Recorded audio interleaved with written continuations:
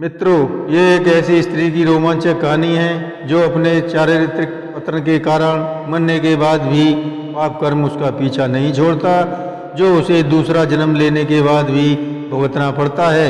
इस स्त्री का पहला जन्म एक उच्च कुलीन ब्राह्मण के यहाँ होता है। युवा होने पर इसका विवाह एक सुंदर युवक से होता है, लेकिन अपनी काम वासना के कारण बुरी तरह मृत्यु को प्राप्त होती है और दूसरे जन्म में कुतिया का जन्म पाती है। फिर किस प्रकार वह सबसे सुंदर स्त्री हुई, यही सब जानने के लिए हमारी कहानी को शुरू से अंत तक जरूर सुनें तथा कमेंट करना न भूलें। नमस्कार, मैं रणवीर सिंह लोटस एंटरटेनमेंट में आपका हार्दिक स्वागत करता हूं। मित्रों, बहुत समय पहले की बात है। तक्षशिला नामक नगरी में एक ब्राह्मण अपनी पत्नी के साथ निवास करता था। उस ब्राह्मण का नाम देवव्रत था, जो बड़ा ही धर्मनिष्ठ व कर्मकांड में विश्वास रखने वाला था। समय आने पर उस ब्राह्मण के घर एक कन्या का जन्म होता है। वह कन्या बहुत ही सुंदर थी।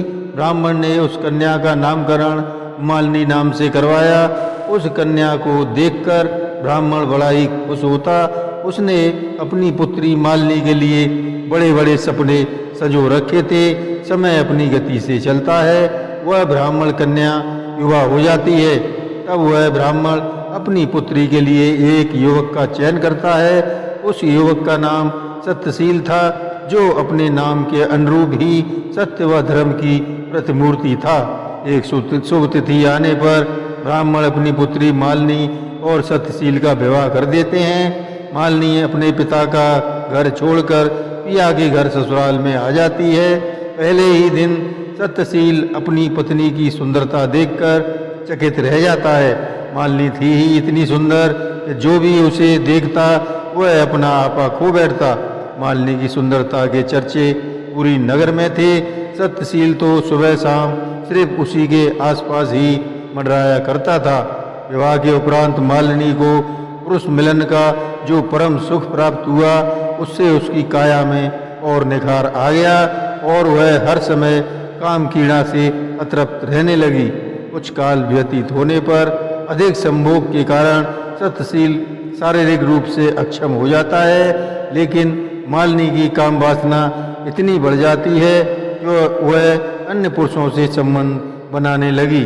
समय अपनी गति बदलता है। मालिनी अधिक विषय वासना के द्वारा अपनी कामाग्नि को तृप्त करने के लिए नए नए हथकंडे अपनाती है, जिससे उसे एक भयानक रोग हो जाता है और उसके शरीर में कीड़े पड़ जाते हैं और एक दिन उसकी मृत्यु हो जाती है। मित्रों, समय का चक्र घूमता है। मालिनी मृत्यु के बाद एक कुतिया की योनि में जन्म लेती है।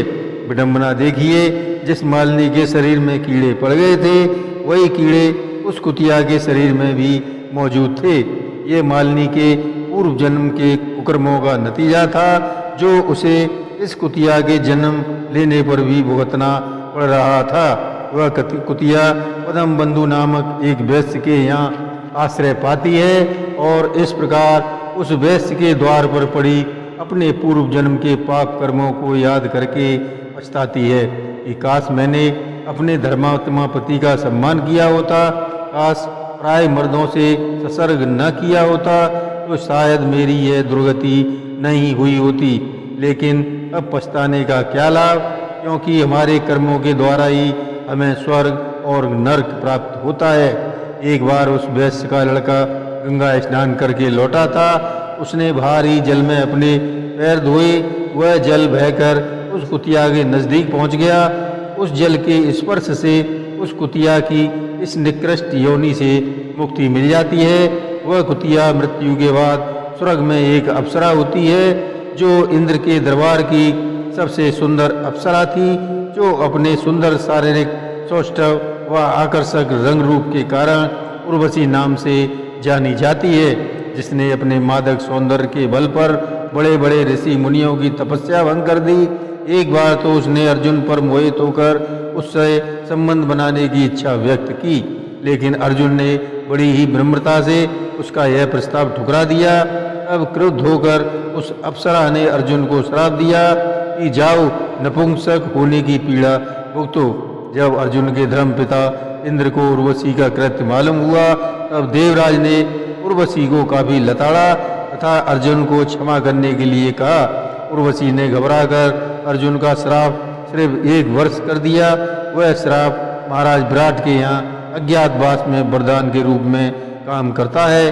तो आपने देखा कि कैसे एक कामांध युवती अपनी दुर्गति करा लेती है, फिर कैसे कुतिया योनि से मुक्ति होकर स्वर्ग की सबसे सुंदर अप्सरा बनती है।